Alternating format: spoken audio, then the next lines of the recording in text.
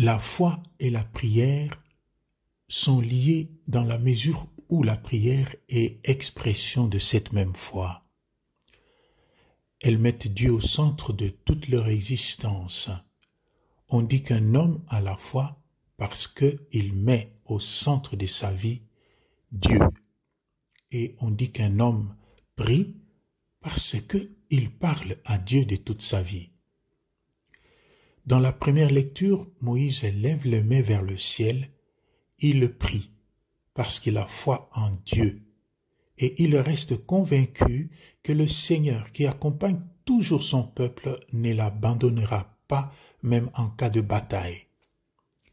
La prière de Moïse soutient les combats difficiles que Josué livre avec les Amalécites qui attaquent le peuple d'Israël par surprise. Le combattant et le priant se complètent. Si Moïse prie, Josué gagne du terrain. La force de la prière de Moïse est dans la certitude que Dieu ne peut pas abandonner son peuple.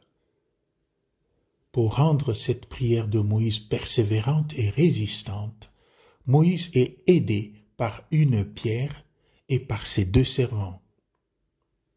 Dans l'Évangile, Jésus raconte l'histoire de cette veuve qui poursuit les juges de ses réclamations jusqu'à ce qu'elle obtienne gain de cause.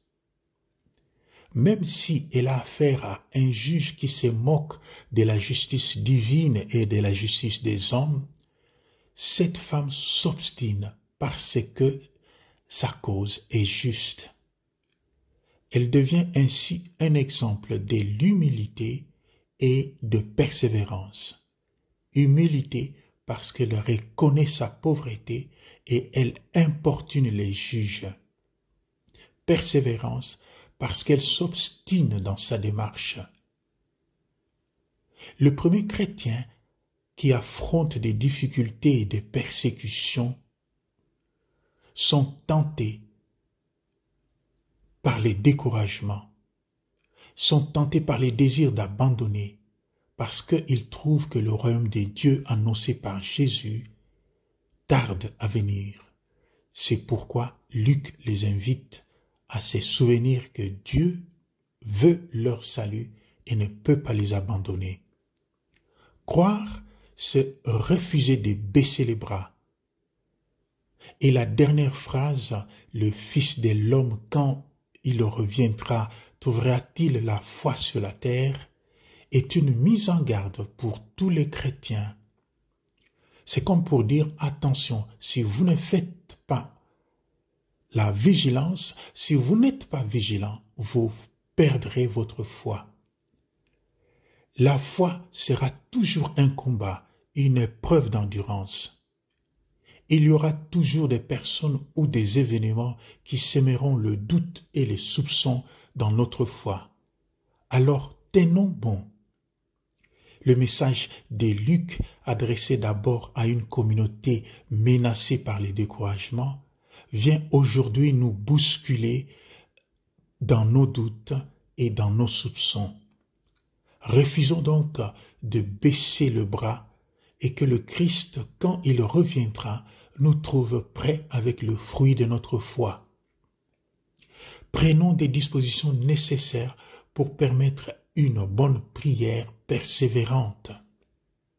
Par exemple, le lieu de notre prière, à la maison, à l'église, dans un lieu calme.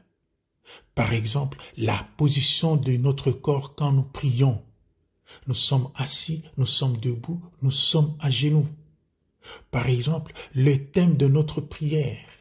Demander ce qui est conforme à la volonté du Seigneur. Et pour être efficace, notre prière a aussi besoin de l'aide des autres, d'un directeur spirituel par exemple, ou d'un conseil valable qui vienne des autres. Que le Seigneur vous bénisse et que le Seigneur vous tienne toujours prêt dans la prière et dans le témoignage de notre foi. Shalom et bon dimanche.